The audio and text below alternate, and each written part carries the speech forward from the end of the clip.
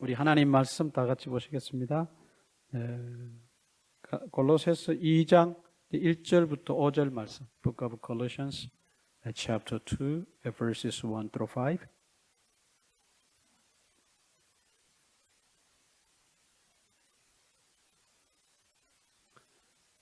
골로새서 2장 1절에서 5절 말씀. 뜻을 생각하시면서 같이 읽으시겠습니다. 시작. 내가 너희와 라오디게아에 있는 자들과 무릇 내 육신의 얼굴을 보지 못한 자들을 위하여 얼마나 힘쓰는지를 너희가 알기를 원하노니, 이는 그들로 마음의 위안을 받고 사랑 안에서 연합하여 확실한 이해의 모든 풍성함과 하나님의 비밀인 그리스도를 깨닫게 하려 함이니, 그 안에는 지혜와 지식의 모든 보화가 감추어져 있느니라. 내가 이것을 말함은 아무도 교묘한 말로 너희를 속이지 못하게 하려 함이니, 이는 내가 육신으로는 떠나 있으나 심령으로는 너희와 함께 있어 너희가 질서 있게 행함과 그리스도를 믿는 너희 믿음이 굳건한 것을 기쁘게 봄이라. 아멘. 이제 골로새서 1장이 넘어가고 이제 2장 이제 오늘부터 이렇게 시작이 되는데, 그 1절 말씀에 보면은 두 군데 이제 지명이 언급이 되어 있습니다. 왜 두 군데 지명이냐? 보면은 1절 내가 너희와라고 했는데, 너희는 여기서 골로새 교회 성도들을 말하는 거니까 이 편지를 받는 대상 교회가 이제 골로새 교회고, 그 다음에 라오디게아에 있는 자들이라고 하는데, 그 라오디게아라고 하는 지역이 이제 언급이 되어 있습니다. 근데 사실 골로새 교회가 위치해 있던 그 지역을 이제 지리적인 명칭상 루카스 밸리라고 그렇게 말을 합니다. 그 루카스 밸리를 그 밸리 안에 세워진 도시가, 대표적인 도시가 세 군데인데, 우리 이 편지의 수신자들이 살고 있는 골로새라고 하는 지역이 있고, 그 다음에 이제 거기서 조금 떨어진 곳에 라오디게아라고 하는 곳이 있고, 그 다음에 더불어서 히에라폴리스라고 하는 곳이 이제 있습니다. 이 세 지역이 이 루카스 밸리 안에 들어있는 그런 아주 대표적인 그런 세 도시입니다. 이미 뭐 골로새에 대해서는 여러분들이 뭐 서론할 때 제가 말씀을 드려서 아시리라 믿고, 라오디게아는 이 골로새 교회와는 한 11마일에서 한 12마일 정도 이렇게 떨어져 있다 그렇게 봅니다. 노스 웨스트, 이제 서북쪽으로 그렇게 떨어져 있다 그렇게 보니까, 뭐 11마일, 12마일이면 그 당시에 아무리 교통수단이 좋지 않다 그래도 굉장히 인접한 도시고 굉장히 이제 가깝게 이렇게 위치해 있는 그런 도시라고 볼 수 있습니다. 히에라폴리스도 이제 역시 마찬가지입니다. 아주 이제 꼭 가까운 그런 지역입니다. 이 라오디게아에는 학자들의 연구에 의하면 이 당시에 유대인들이 이제 정착해서 살고 있었는데, 한 대략 한 2,000 패밀리 정도가 거주하고 있었다. 2,000 families. 2,000 가구 정도? 그러니까 가구 수로 따진다면 2,000 가구니까 굉장히 큰 도시라고 그렇게 볼 수 있습니다. 그렇잖아요. 여러분 어릴 때 이제 뭐 어느 동네를 이제 규모를 나타낼 때 그 이제 집을 홀을 카운팅을 하는데, 뭐 예를 들면 거기 한 100호 정도 되는 동네입니다. 이렇게 말하면 100집이 모여 사는 곳이거든요. 그렇게 동네 규모를 말하는데, 학자들도 그 당시 이 도시가 얼마나 큰 도시고, 더구나 이 교회가 그 지역에 세워져 있었다면 유대인들과의 관계를 여러 가지 측면에서 고려하지 않을 수가 없는데, 항상 이제 그래서 언급되는 것이 교회가 개척되고 그 교회에 직간접으로 영향을 줄 수 있는 요소들이 뭐냐라고 하는 것은 학자들이 연구를 하고, 그 중에 가장 이제 대표적인 것이 뭐냐면 유대인들입니다. 유대적인 어떤 그런 문화라든지 아니면 뭐 좀 더 직접적으로 유대인들이 모인 곳은 늘 유대교가 있었으니까, 그 유대교가 어떤 영향을 교회에 미치는가, 유대인들이 교회에 어떤 영향을 미치는가 하는 것을 항상 이제 언급하지 않을 수가 없습니다. 뭐 다른 여러 가지 사회적인 그런 스트럭처 같은 거 이런 것도 중요한 요인이긴 합니다만은, 우리가 어떤 성경적 교리를 통해서 뭔가를 이렇게 성도들을 바로 세우고 잘못된 부분을 고치고 지적하는 그런 관점에서 본다면 유대적 요소들이 굉장히 중요합니다. 그래서 학자들은 늘 어느 지역을 언급할 때, 교회를 언급할 때 그게 유대인들이 얼마 정도 산다. 그리고 유대인들이 얼마 살면은 그곳에는 반드시 뭐가 있을 것이다? 회당이 있었을 것이다. 이런 요소들이 우리 성경에서 교회와 굉장히 관련이 깊습니다. 여러분들이 성경을 읽으실 때나 성경에 관련된 어떤 책들을 읽으실 때 그런 면들을 유의하셔서 읽으시면 더 깊은 내용들을 이해하실 수 있습니다.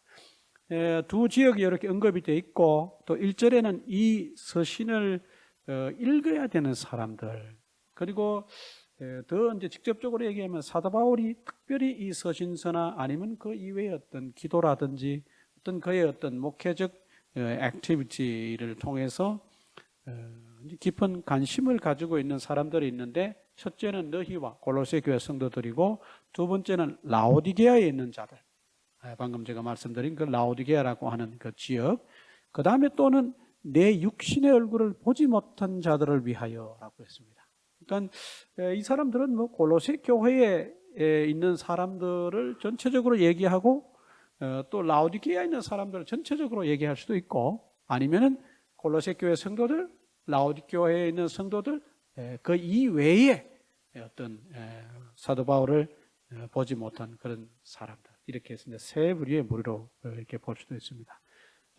이제 이것이 뭐 두 부류다 아니면 세 부류다 뭐 이런 것은 사실 굉장히 중요한 요소는 아닙니다.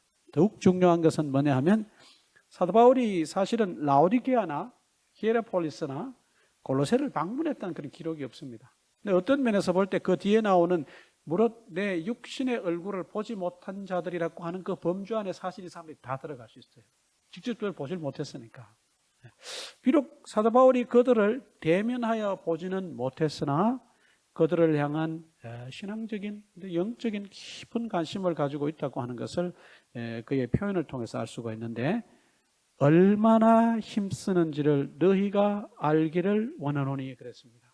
얼마나 그들의 신앙적 성장을 위해서 사도 바울이 그 나름대로 힘을 쓰고 있고 최선의 노력을 경주하고 있는지를 너희가 좀 알았으면 좋겠다. 이것은 사도 바울이 그들을 위해서 내가 막 애쓰고 있으니까 무엇을 공치사하기 위해서, 자신을 자랑하기 위해서 하는 것이 아니에요.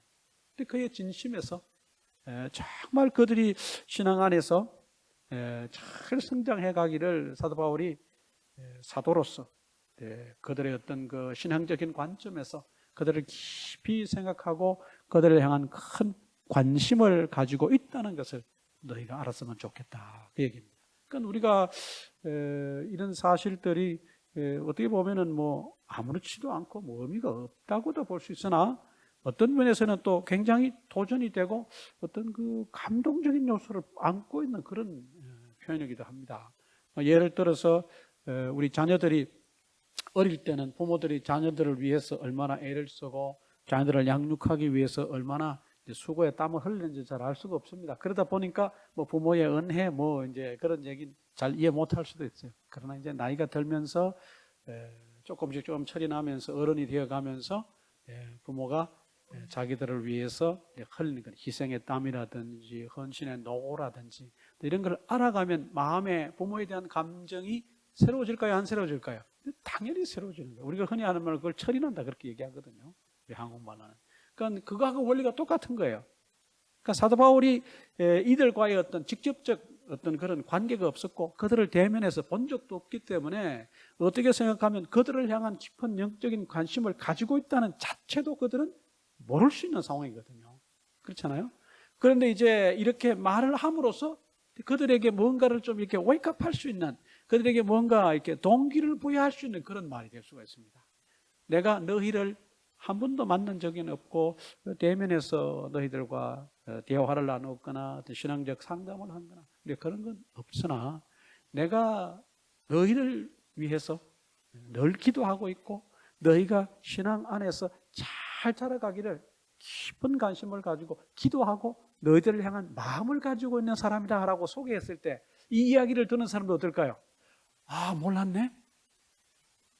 이 사도 바울이라는 사람을 그냥 뭐 듣기만 했으나 대면에서 보지는 않았는데 이분이 로마의 감옥에 갇혀 있는 그런 열악한 환경 속에 있으면서도 우리의 신앙 성장을 위해서 이렇게 깊은 관심을 가지고 있구나라고 했을 때 그들의 마음이 요즘 말로 하면 좀 뭉클하죠. 자기들은 전혀 몰랐었는데 그분이 우리를 위해서 이렇게 깊은 마음을 가지고 있고 이렇게 깊은 영적인 관심을 가지고 있던 사실을 몰랐는데 이 편지를 통해서 그 소식을 듣고 그들이 마음에 큰 도전을 받지 않았겠는가, 그런 생각을 해봅니다. 사도 바울이 그의 서신서를 통해서 그 서신을 받는 사람들을 격려하거나 그 서신을 받는 사람들을 인스트럭트하거나 이제 그들을 어떤 잘못된 것으로부터 회복되게 하는데 쓰는 그런 여러 가지 서신에서 사용하는 그런 방법들이 있는데 그 중에 하나가 뭐냐면은 어떤 감정적 요소들을 이렇게 잘 이렇게 드러내서 그런 면에 이렇게 용기를 북돋아주고 인커리지하는 그런 요소가 이 서신서 가운데로 나타납니다. 때로는 이성적으로 따져가지고 1 plus 1 equals 2 이렇게 해서 막 리저닝 할 수 있어요. 그죠? 또박또박 따지고 이건 이렇고 저건 저렇고 시시비비를 막 가려서 그렇게 막 챌린저하고 막 그렇게 해서 폰으로 몰아붙여서 샌드하게 만드는 그런 방법도 있을 수 있어요. 그러나 사도 바울은 빌레몬스에서도 봤지만 그런 방법을 쓰지 않았어요. 요즘 말로 하면 사도 바울은 가끔은 무슨 방법을 썼냐면 soft power. 빌레몬스에서 사도 바울이 썼던 방법은 soft power. 뭐에 근거한? On the basis of love. 사랑에 근거한 soft power고 또 그것을 더 나아가서 얘기한다면 persuasion이에요. 설득하는 거예요. 사랑에 근거해서 내가 너를 얼마나 사랑하고 내가 너를 얼마나 대단한 존재로 내 마음속에 여기고 있는지를 보여주고 공개하고 그것을 표현함으로 상대방이 이렇게 감정적인 어떤 큰 변화를 일으킬 수 있도록 하는 그런 방법이 있습니다. 때로 우리가 막 우격다짐으로 막 몰아붙이는 막 푸시하는 그것도 어떤 효과를 가져올 수 있어요. 그죠? 그러나 때로 그런 방법도 필요하지만 어떨 때는 뭐예요? 방금 제가 말씀드린 것처럼 soft power of persuasion on the basis of love. 사랑에 근거한, 사랑에 기초한 그 설득의 그 soft power. 아주 이게 어떨 때는 뭐예요? hard power보다 더 강력한 힘을 발휘할 수도 있어요. 사도 바울은 지금 그런 방법을 쓰고 있습니다. 빌레몬서에도 역시 그런 방법을 썼습니다. 이게 참 특이한 것은 여러분 잘 아시는 대로 두기고라고 하는 사람을 통해서 빌레몬서와 이 골로새서를 그의 손에 들려보내서 이 편지를 읽게 했다는 거죠. 빌레몬이 누굽니까? 이 편지를 받는 수신자들이 신앙생활하고 있는 공동체인 골로새 교회의 지도자입니다. 그리고 이 편지를 직접적으로 1차적으로 받는 사람들은 잘 아시는 대로 골로새 교회 성도들입니다. 그렇잖아요. 근데 그런 그들을 향해서 이미 빌레몬서에서 그가 빌레몬을 설득하기 위해서 사용하는 그런 어떤 그 soft power. 그 다음에 이 골로새 교회 성도들을 다시 격려하기 위해서 사용하는 soft power. 역시 persuasion입니다. On the basis of love. 사랑에 기초한 설득의 그 soft power. 우리말로는 soft power를 굳이 번역하면은 좀 그 soft power가 지니는 의미가 좀 상실될 수 있거든요. 그렇잖아요? 그냥 soft power로 이해하시면 훨씬 더 좋을 것 같습니다. 지금 그 방법을 쓰고 있는 거예요. 그들이 이런 얘기를 딱 들었을 때 참 마음에 도전이 되고 마음에 큰 감동이 되지 않았을까 하는 생각을 해봅니다. 2절 말씀에 이는 그랬습니다. 우리 한국말로 이는이라고 하는 것은 그리스말로 그리스어로는 희나라고 하는 말. 희나.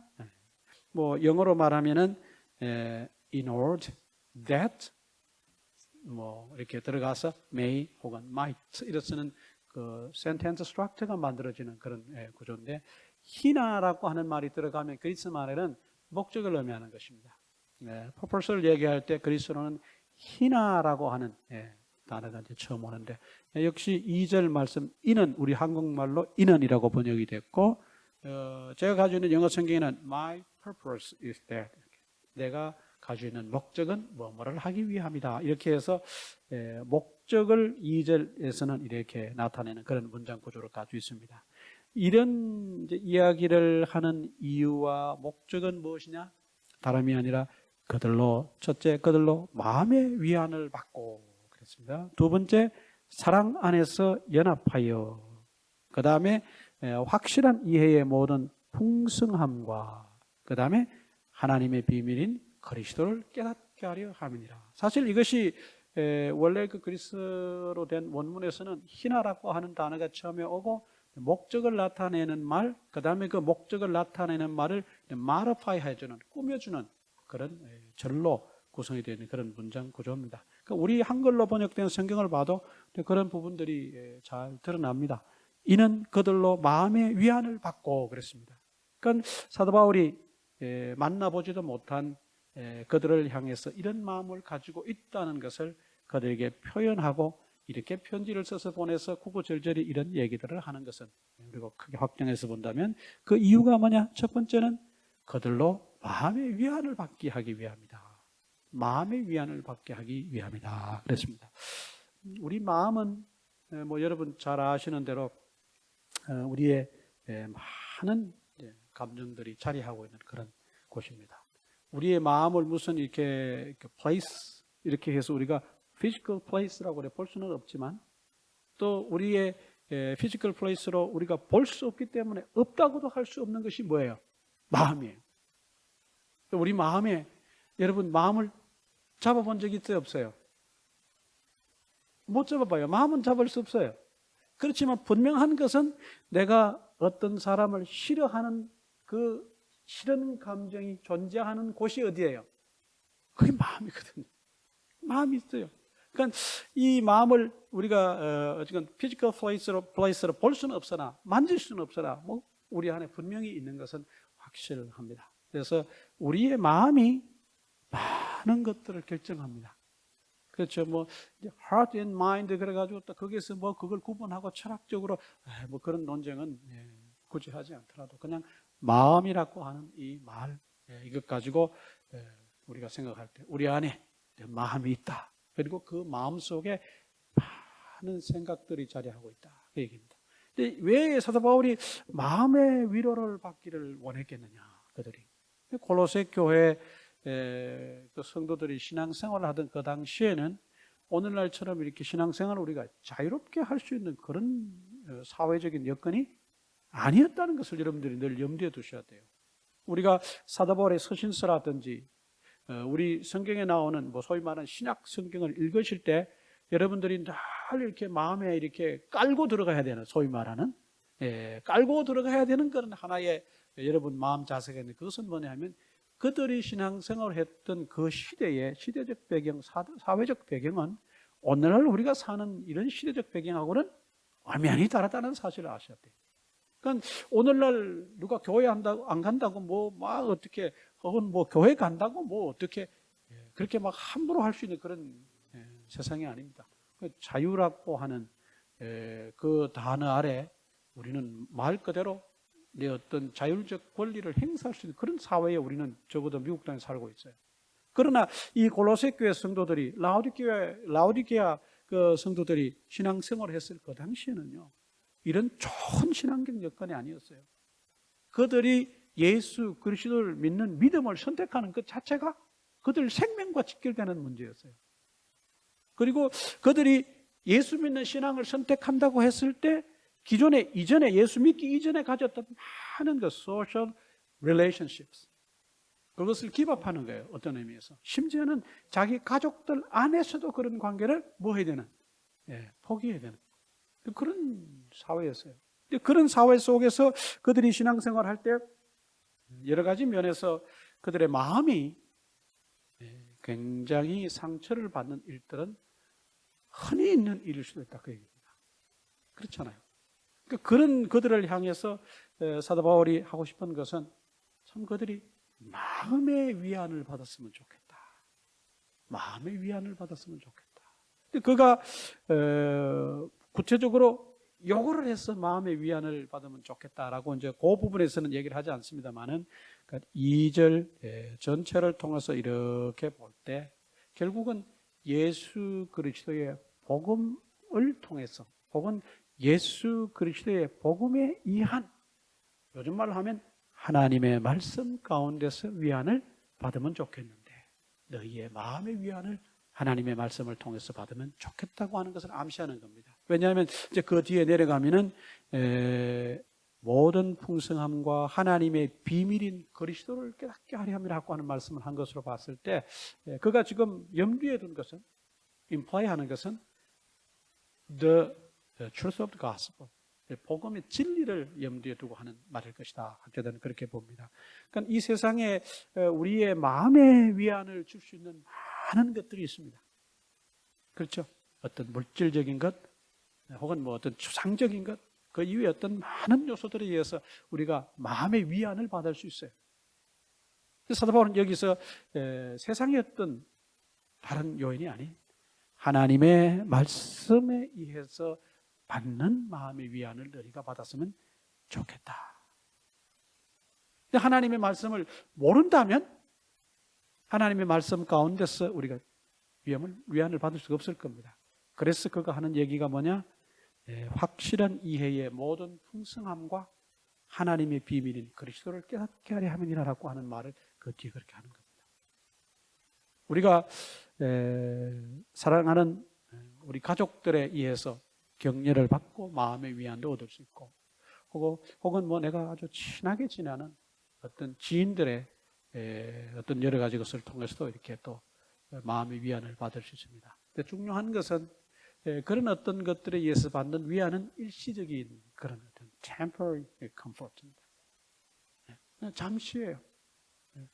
사람이 사람에게 주는 위안은 어떤 면에서 볼 때 영원할 수가 없어요. 좀 냉정하게 얘기한다면. 그렇잖아요. 부모가 늘 자녀가 자라갈 때 어릴 때부터 쭉 이제 프로텍트하고 스탠바이 하면서 계속 이제 격려해 주므로 자녀들이 마음의 위안을 얻을 수 있을 겁니다. 그렇지만 그 부모가 문제는 평생 자녀들과 함께 스테이할 수 있어요, 없어요? 없어요. 부모는 언젠가는 부모가 먼저 떠나든지 혹은 좀 불행스러운 이야기지만 자녀가 먼저 가든지 둘 중에 하나는 뭐예요? 영원히 옆을 지켜줄 수 없습니다. 이런 면에서 볼 때 사람이 줄 수 있는 어떤 위안은, 컴포트는 극히 제한적이다. 리미티드입니다. 그러나 하나님께서 말씀 가운데서 말씀을 통해서 주시는 위안은 영원한 것입니다. 그래서 우리가 할 수 있다면은 사람으로부터 위안을 얻으려고 자꾸 애를 쓰지 말고 무엇을 통해서, 무엇에 의해서, 하나님의 말씀을 통해서, 하나님의 말씀에 의해서 마음의 위안을 얻는 것을 우리가 자꾸 뭐 해야 되냐면 트레인 하셔야 됩니다. 우리가 그런 사람들 봅니다. A라는 사람이 그냥 무슨 일만 만나면 또르르 찾아가는 사람이 있어요. 그렇죠? B라는 사람. 그 사람 만나서 막 얘기하고 막 떠들면은 뭐예요? 마음에 뭐가 된다? 위안이 된다. 그런데 돌아와서 가만히 앉아서 보면은 마음이 공허해요? 안 공허해요? 마음이 공허해요. 그러니까 그분은 그렇게 된 거예요. 문제만 있으면 B를 찾아가서 계속, 물론 이게 뭐 카운셀링적인 관점에서는 속에 있는 것을 털어내놨을 때 마음의 시원함을 느끼고 거기에서 해결점을 찾을 수 있다는 그런 어떤 이론적인 카운셀링 그런 이론들도 있습니다만, 그걸 넘어서서 정말 궁극적 마음의 위안은 하나님의 말씀을 통해서 올 수 있다. 말씀을 펼치고 그 말씀 안에 들어가서 나의 상황을 거기다 내려놓고 위안을 주시는 하나님으로부터 위안을 얻는 훈련을 우리가 평소에 하지 않으면 어려운 위기가 왔을 때 우리가 이렇게 마음의 위안을 못 얻고 방황하고 불안하고 두려워할 수 있겠다. 그런 생각을 해봅니다. 시편의 많은 내용들을 한번 살펴서 보시길 바랍니다. 또 하나 사도 바울이 이렇게 하는 것은 사랑 안에서 연합하여입니다. 사랑 안에서 연합하여. 어떤 학자는 이 표현은 골로새서 전체를 통해서 말해주는 아주 중요한 주제 중에 하나인데, 그 주제가 뭐냐? 성도들의 하나됨입니다. The unity of God's people. 하나님의 백성들의 하나됨. 그리고 그 하나님의 백성들이 하나 되어야 되고 하나 되는 근거가 뭐냐? 그것은 사랑이다. 사랑 그 이외의 어떤 것을 통해서, 사랑 그 이외의 어떤 베이스를 통해서 하나가 되는 것은 성경에서 권면하고 추천하지 않습니다. 늘 사랑 안에서 The unity of God's people in love. 그 사랑 안에서, 사랑 가운데서, 사랑에 의해서, 사랑을 통해서 하나님의 백성들이 하나 되는 것, 그것을 지금 이야기하고 있습니다. 교회를 구성하는 우리들의 어떤 그런 삶에 살아온 성장 배경이나 살아온 환경이나 이런 것들이 다 다릅니다. 그런 우리가 예수 그리스도를 믿는 믿음을 가지고 신앙 공동체를 함께 세워가려고 하다 보니까 때로는 컨플릭이 있어요, 없어요? 있어요. 의견이 다르기 때문에, 우리가 살아온 문화적 배경이 다르기 때문에 내 어떤 사고의 어떤 모습들이 또 다른 사람과의, 내 이웃과의 어떤 차이에서 오는 그런 어떤 것들 때문에 우리는 늘 컨플릭을 염두에 두고 삽니다. 그럼에도 불구하고 이 교회라는 신앙 공동체가 주님의 몸된 교회로 세워지고 예수 그리스도를 머리로 세워져 갈 수 있는 근거는 뭐냐? 그건 사랑이다. 사랑을 통해서 상대방의 허물을 덮고, 사랑을 통해서 상대방됨을 액셉트하고, 로마서에 의하면 너희가 서로 받으라 그러지 않습니까? 액셉트하는. 그래서 일련의 과정들을 통해서 하나가 될 수 있습니다. 여러분, 이런 내용에 대해서는 사도 바울이 또 아주 디테일하게 얘기하고 있는 곳이 있는데, 그것은 고린도전서 12장입니다. 그리고 로마서에서도 또 한 번 그 얘기를 합니다. 은사와 관련해서 그런 얘기들을 사도 바울이 쭉 얘기를 합니다. 그러니까 교회 안에서 다양성, the diversity in the church. 우리가 다양성을 인정하되 우리는 십자가 아래서 또 하나 되어야 되는, 그런 다양성을 다 포용하고 하나 되어야 되는 그런 어떤 신앙적 사명도 우리 안에 또 같이 동시에 존재합니다. 그래서 때로 그것이 이제 유니티하고 그 다양성이 서로 다이버시티가 서로 컨플릭트를 일으킬 수는 있습니다. 그러나 결국은 사랑이라고 하는 근거 속에서 그 모든 것을 극복하고 하나가 되어야 된다. 사랑 안에서 연합해라.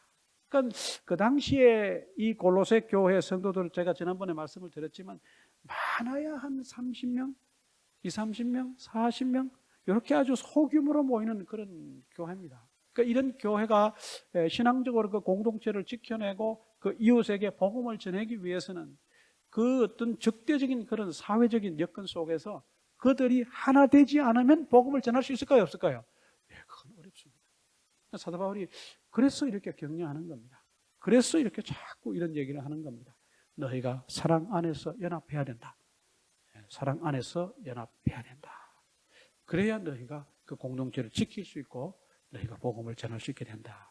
또 하나 여기에서 확실한 이해의 모든 풍성함과 하나님의 비밀인 그리스도를 깨닫게 하려 함이니 그랬습니다. 확실한 이해의 모든 풍성함이라고 하는 것이 우리가 얼핏 봤을 땐 뭐에 대한 이해인지 잘 드러나지 않습니다. 그러나 아까도 말씀을 드렸지만 이 확실한 이해의 모든 풍성함은 그 뒤에 나오는 하나님의 비밀인 그리스도입니다.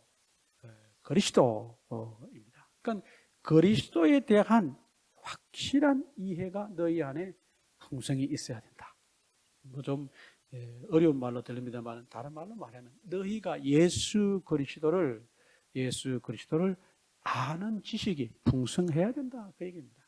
우리가 예수님을 아는 지식에 대해서 이렇게 생각해 볼 때 그냥 단적으로 우리가 얘기하면 그것입니다. 예수님이 이 땅에 오셔서 죄인 아닌 죄인으로 고난을 당하시고 십자가에서 못이 박혀서 죽으시고 보혈을 흘리심으로 우리를 위해서, 우리 죄를 위해서 보혈을 흘리심으로 그렇게 돌아가셨다.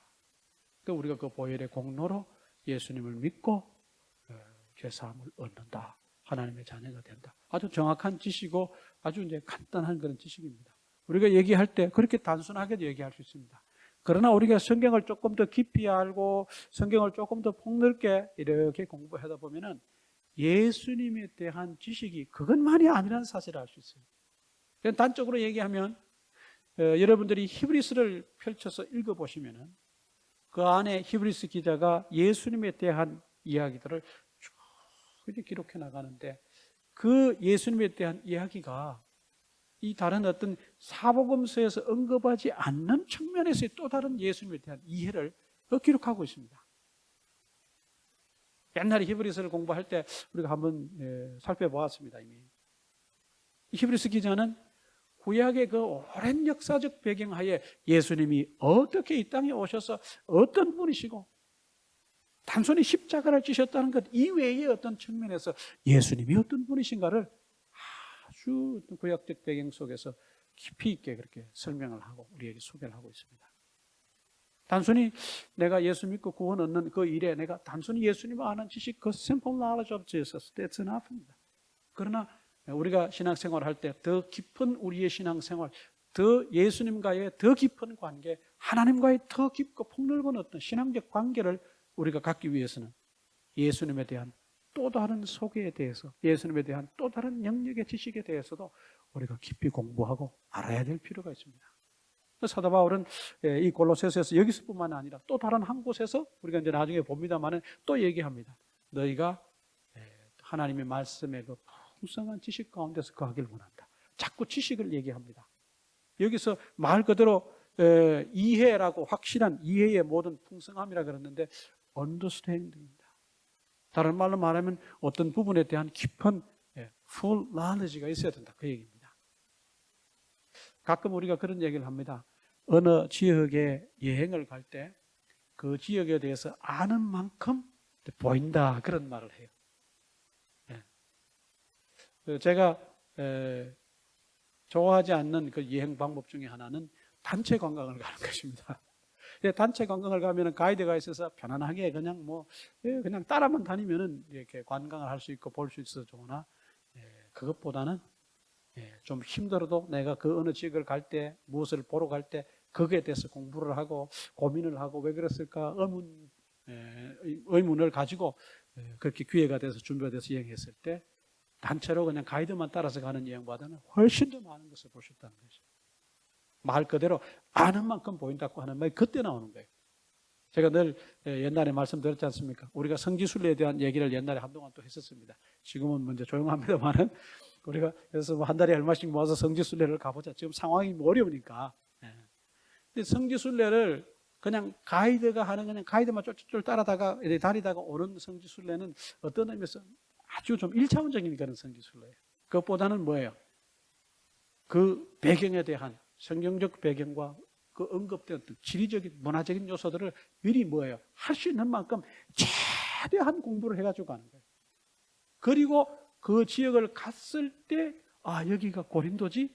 라고 하면서 고린도에 대한 이미 섭렵한 지식들을 배경으로 그 지역을 눈으로 바라볼 때 그렇지 못한 분들보다 더 많은 것을 더 깊게 볼 수 있고 더 깊은 이해를 갖게 된다는 거예요. 신앙생활도 마찬가지입니다. 그냥 예수님이 십자가에 못 박혀 달려 돌아가셨대. 그것만 해도 이나프예요. 은혜가 충만합니다. 감동이 됩니다. 그러나 예수님이 어떤 분이신가에 대해서 하나님께서 예수님을 통해서 어떤 구원의 계획을 준비하셨고 그 구원의 계획을 어떻게 예수님을 통해서 이루시는가를 우리가 좀 더 깊이 알고 많이 알게 되면 나와 예수님의 관계가 이전과는 달라질 거라는 얘기입니다. 사람과 사람의 대인관계도 마찬가지입니다. 우리가 흔히 영어 표현에 getting to know라고 하는 말을 잘 씁니다. 서로 알아간다는 거죠. 알게 된다는 거죠. 우리가 처음 사람을 만났을 때 그 사람의 우리 첫인상 여기에 우리가 감동을 받고 그걸 우리가 상대방을 아는 많은 부분으로 오해합니다. 그러나 만나면 만날수록 상대방을 알아가면 알아갈수록 더 많은 부분을 알면서 그 관계가 어떻게 돼요? 더 심화되고 더 폭이 넓어지는 거지 않습니까? 혜인씨 맞죠? 맞다고 얘기했어요.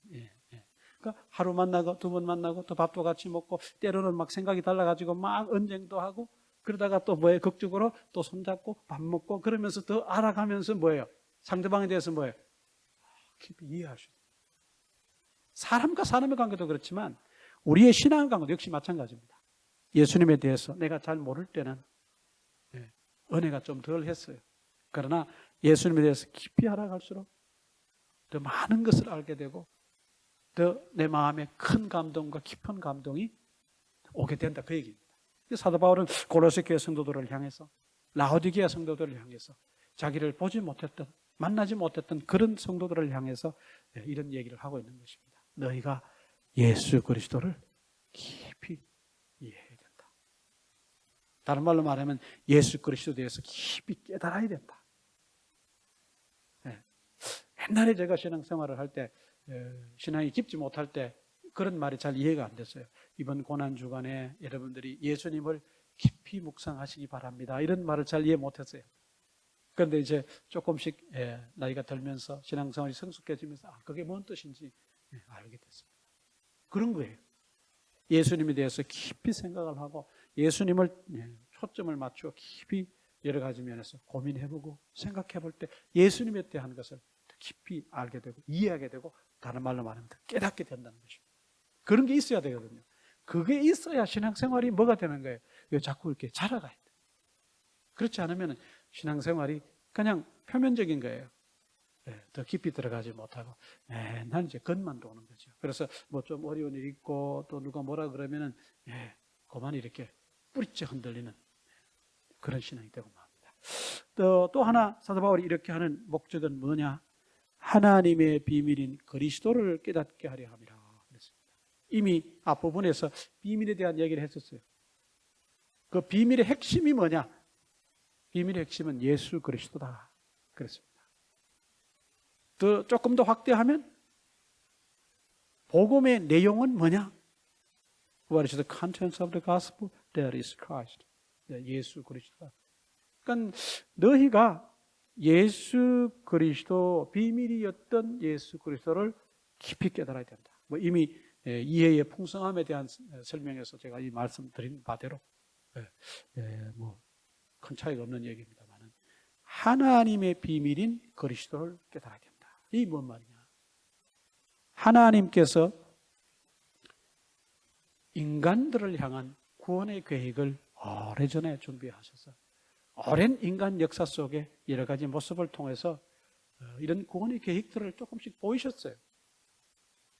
구약의 여러 가지 사건들을 통해서 오실 예수님에 대해서 그림자로 제시하셨어요. 그러나 이제 때가 돼서 예수 그리스도께서 이 땅에 오시고 예수님께서 우리 죄를 위해서 고난을 당하시고 십자가에 죽으시는 일련의 이런 모든 예수 그리스도의 생애를 통한 이런 모든 것들을 통해서 하나님께서 우리를 구원하시기 위한 계획들을 이루어 나가셨다. 이것이 비밀의 가장 핵심적인 내용이고 사도 바울이 여기서 이 하나님의 비밀이라고 하는 것을 염두에 뒀을 때 또 다른 하나는 어떤 중요한 사실을 그가 의미하는데 암시하는데 그건 다름이 아니라 우리 구약적 관점과 유대적 관점에서 봤을 때 하나님의 구원 대상은 이스라엘 사람들 뿐입니다. 그러나 하나님께서 예수 그리스도를 통해서 그 비밀을 나타내 보이실 때 또 다른 하나의 쉽게 말하면 비밀을 보이셨는데 그게 뭐냐? 유대인뿐만이 아니라 이스라엘 백성들뿐만이 아니라 이제는 이방인들조차도 하나님의 백성 안으로 다 들어오게 하시는데 그것이 무엇을 통해서 일어나는 비밀이냐면 예수 그리스도를 통해서 일어나는 비밀이라고 얘기합니다. 옛날에는 예수님이 오시기 전에는 그것이 구약 성경 가운데 희미한 그림자로 말씀이 되어졌지만 사람들이 알았어요? 몰랐어요? 몰랐어요.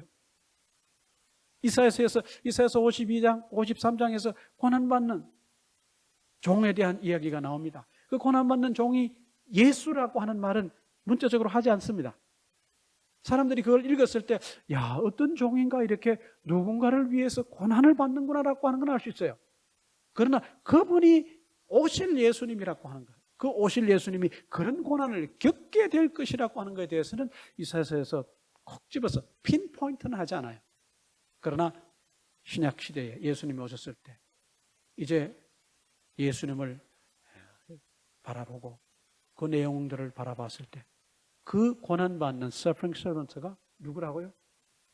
The Messiah, the Messiah Jesus다. 구세주 예수님이셨구나. 사람들이 깨닫게 되는 거예요. 알게 되는 거예요. 그것이 하나님의 1차적 비밀이었어요. 거기까지는 유대인들은 유대인만 구원 얻는다고 생각을 했습니다. 이스라엘 백성들만 하나님의 구원의 대상이 된다고 생각했었어요. 그러나 하나님은 한 번도 그렇게 얘기하지 않았어요. 그건 인간적인 그런 뜻이었어요. 대부분. 하나님께서 오래전에 이스라엘 백성을 선택하셔서 제사장 나라를 삼으시겠다 그랬어요. 인간들을 구원하시는 나라로 이스라엘을 선택하셨지만 그들은 하나님의 선택에 적극적으로 반응하지 않았습니다. 그렇게 오랜 역사가 지내오다가 이제 하나님께서 하나님의 방법을 통해서 예수님을 보내시고 예수님을 통해서 그런 구원의 계획을 이루셨고 유대인들은, 이스라엘 사람들은 자기들만 구원받는다는 그런 생각을 갖고 있었으나 하나님은 그것이 아닌 예수 그리스도를 통해서 예수 그리스도를 믿는 믿음을 가진 모든 사람은 구원을 얻는다는 사실을, 이제 비밀을 모든 사람들에게 알리셨습니다. 그게 복음입니다. 이 사도 바울이 얘기할 때 골로새 교회 성도들에게 이런 얘기를 했을 때 그들은 이 내용이 가슴에 와닿았을 거란 말입니다. 왜냐하면 그들은 같은 유대인들이 자기 동네에 사는데 그들이 자기들을 바라볼 때 이상한 눈으로 맨날 바라보거든요. 그들은 우월한 백성들처럼 그렇게 생각을 했지만 골로새 사람들은 뭐예요? 늘 그냥 그들이 비교하면 이방인의 젠탈스예요. 날마다 그들은 그냥 이방인의 삶을 삶으로 유대인들의 눈에는 별 대수롭지 않은 인간들 대상이에요. 아무리 봐도 별반 볼 것이 없는 사람들입니다.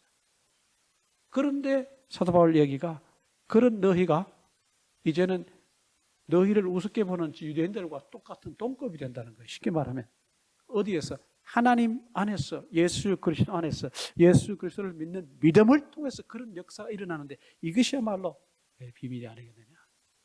이것이 뭐냐? 하나님께서 그리스도를 통해서 너희에게 보여주시는 비밀이다. 이 비밀을 더 깊이 알기 위해서는 뭐냐? 하나님이 가지고 계신 The Mystery of God인데, 하나님의 비밀인데, 이 하나님의 비밀을 아는 길이 열려있다. 그것은 뭐냐? 예수 그리스도를 아는 길이다. 예수 그리스도를 너희가 알게 된다면 드디어 하나님의 비밀을 알게 된다. 이 말을 또 다른 말로 바꿔 말하면 하나님의 뜻과 하나님의 계획을 알 수 있는 길이 열려있는데 그것은 뭐냐? 예수 그리스도를 통해서다. 예수님을 통해서 예수 그리스도를 너희가 깊이 알므로 하나님의 뜻을 알고 하나님이 가지고 계신 계획을 알고 하나님의 비밀을 너희가 알게 될 것이다. 비밀이란 말. 말 그대로 미스터리인데, 미스터리의 말은 그리스 말에는 무스테리온이란 말이 영어로 넘어와서 미스터리가 됐어요. 비밀이었습니다. 또 하나, 그가 이제 이런 얘기를 하면서 3절 말씀에 가서 보시면 그 안에는 누구는 예수 그리스도 안에는 지혜와 지식의 모든 보화가 감추어져 있느니라. 이 말은 제가 이미 설명한 거랑 마찬가지입니다. 예수 그리스도를 너희가 깊이 알므로 그 안에 감추어진 지식과 지혜를, 그것이 이제 보화라 그랬는데 그 보화를 너희가 알게 되는 것이고 보화를 갖게 되는 것이다. 그 보화야말로 뭐냐? 하나님의 비밀이 아니겠느냐, 그 얘기입니다. 사도 바울이 이렇게 예수님에 대해서, 하나님의 비밀에 대해서, 또 지식에 대해서 깊이 강조하는 이유는 뭐냐? 4절 말씀에 내가 이것을 말하면 아무도 교묘한 말로 너희를 속이지 못하게 하려 합니다. 그러니까 골로새서를 얘기하고 에베소서를 얘기할 때 학자들이 이 두 서신서를 그 교회에 써서 보내게 된 목적이 뭐냐에 대해서 이제 의문을 던지고 이제 거기에 대한 답변을 하려고 하는데, 갈라디아서 같은 경우에는 분명히 갈라디아 교회 안에 그 복음을 pervert, distort, 왜곡해서 할례 받아야 된다고 하는 그런 사람들이 교회 안에 들어와 있어서 그 문제가 교회의 핫 이슈예요. 아주 크리티컬 이슈예요. 그거를 명확하게 그들이 볼 수 있었기 때문에 그 문제를 해결하기 위해서 사도 바울이 편지를 썼다고 이제 갈라디아 교회 갈라디아서를 볼 때 얘기합니다. 그러나 에베소서나 이 골로새서에는 그런 어떤 뚜렷한 뭔가가 이렇게 보이질 않아요. 쉽게 말하면 invisible enemy예요.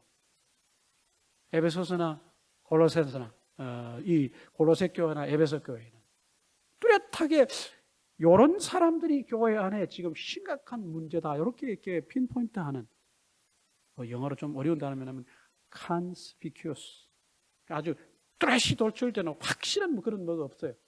그러나 학자들이 유추해서 보건대 사도 바울이 4절 말씀에 내가 이것을 말하면 아무도 교묘한 말로 너희를 속이지 못하게 하려 함이라 라고 했을 때, 이 골로새 교회나 에베소 교회도 그들이 어떤 정체를 확실하게 드러내지는 않았으나 일부의 어떤 사람들이 복음을 변질시켜서 아주 혹하는 말로, 아주 들으면 그럴 법한 말로 그들을 신앙적으로 도전하고 있구나, 이렇게 봅니다.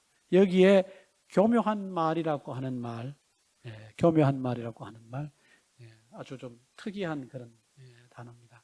이것을 여러 가지 영어 번역으로 그렇게 설명합니다만 제가 가지고 있는 영어 번역은 fine sounding arguments. 어떤 영어 성경에는 plausible arguments. 어떤 영어 성경에는 attractive arguments. 그러니까 그 논쟁 자체, 그들이 하는 말 그 자체로만 봐서는 기가 막히다 그 얘기거든요. 어떻게 봐서 그 깊이 따져보지 않고 깊이 들어가서 보지 않으면 그거 정말 그럴 법한 말이라는 거예요. 그런 말을 가지고 이 골로새 교회 성도들을 위협하는 신앙적 도전을 하는 사람들이 있었다는 거예요.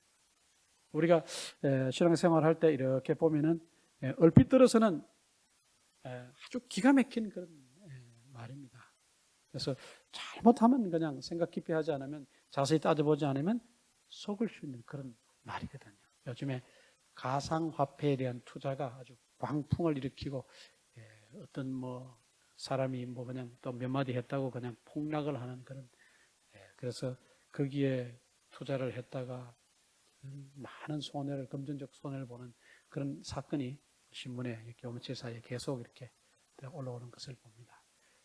한국의 어떤 코인 특정 코인을 사람들이 사기하도록 만들려고 소위 말하는 다단계 비슷한 시스템을 통해서 사람들을 모집해가지고 그 모은 돈을 가지고 거기다 투자했다가 크게 망하는 그런 일들이 있었습니다. 그들이 하는 얘기를 들어보면 내가 오늘 1,000만 원 넣으면 그 1,000만 원을 가지고 몇 달 사이에 금방 원금 다 건지고 몇 배 벌 수 있는 것처럼 그렇게 말을 한답니다. 아주 기가 막힌 거예요. 그러니까 그 말이 들어보면 뭐예요? 그럴 법해요. 그게 뭐냐? fine sounding argument. 들어보면 기가 막힌 거예요. 금방 부자 될 것 같아요. 금방 그냥 밀리언에 빌리언에 될 것 같은 그런 말이에요. 그 자세히 따져보고 거기에 대한 깊은 지식이 없고 이해가 부족하면 어떻게 돼요? 그 말에 넘어갈 수밖에 없다는 거예요. 근데 사도 바울이 골로새 교회, 라우디게아 그 지역에 이렇게 보니까 그런 일들이 벌어지고 있다는 거예요. 그들이 하는 예수 그리스도에 대한 얘기를 얼핏 들어보면 기가 막힌 신앙적 얘기고 기가 막히게 예수님에 대하여 잘 소개하는 말처럼 보여진다는 거예요. 그러나 그 속에는 잘못된 내용이라는 거예요. 예수 그리스도가 하나님의 비밀이신데 이 예수 그리스도에 대한 깊은 지식, 깊은 깨달음이 없으면 그런 교묘한 말로 attractive, 아주 fine sounding, 아주 기가 막힌 plausible 그런 말로 누군가가 여러분에게 다가와서 얘기할 때 넘어갈 수 있다는 거예요. 그걸 조심하라는 거예요. 그걸 이기고 넘어가지 않기 위해서는 다른 길은 없다는 거예요. 예수 그리스도에 대해서 깊이 이해하고 예수 그리스도에 대한 풍성한 지식이 있어야 가능하다. 5절에 이는 내가 육신으로 떠나 있으나 심령으로는 너희와 함께 있어 너희가 질서 있게 행함과 그리스도를 믿는 너희 믿음이 굳건한 것을 기쁘게 봄이라. 그러니까 이미 골로새 교회 성도들이 이런 편지를 받았다 그래서 그들의 신앙생활이 형편무인지경이 아닌 것을 알 수 있습니다.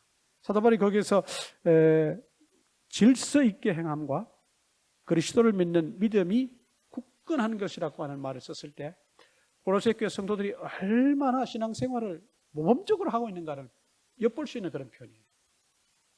여기에서 질서 혹은 뭐 굳건한 믿음 이런 말들은 학자들의 연구에 의하면 군사용어, 군대용어라고 그렇게 얘기를 합니다. 그러니까 군인들이 질서정연하게 포메이션을 이렇게 갖춰 나가는 것. 뭐 여러분 남자분들은 다 아시지 않습니까?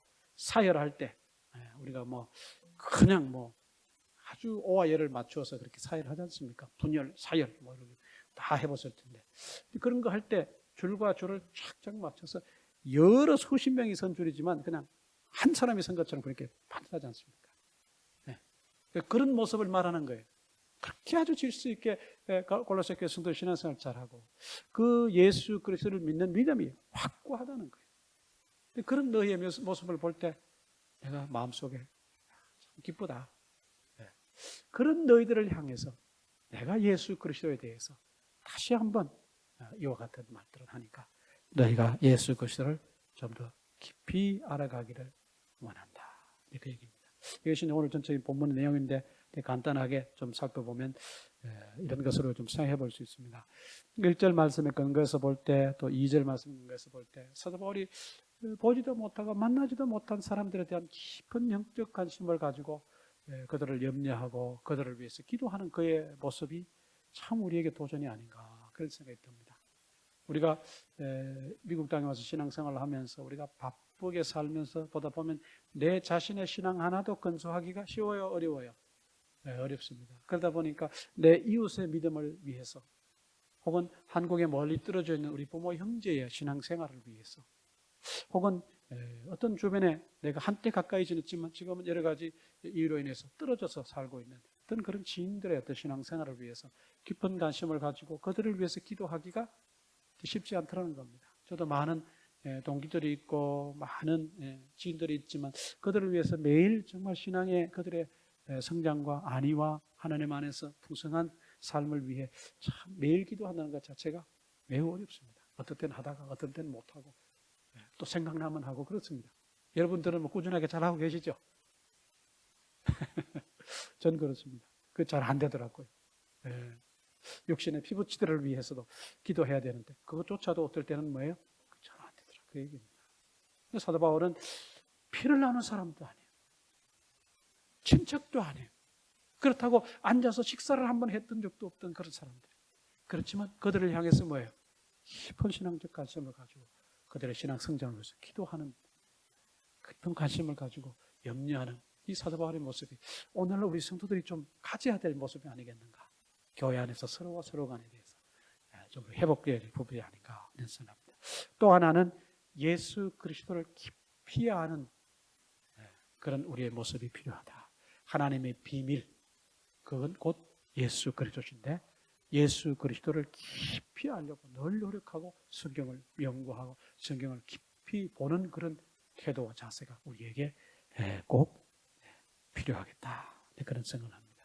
또 하나는 우리가 신앙생활 할 때 5절 말씀 언급이 됐습니다마는 질서 있게 행함과 그리스도를 믿는 믿음이 굳건한 것, 이것이 우리 신앙생활의 어떤 실천적인 면에서 참 우리가 늘 이렇게 모범으로 두고 우리도 이렇게 해야 되는데 라고 해야 되는 신앙적 목표가 되어야 되지 않겠나, 그런 생각을 해봅니다.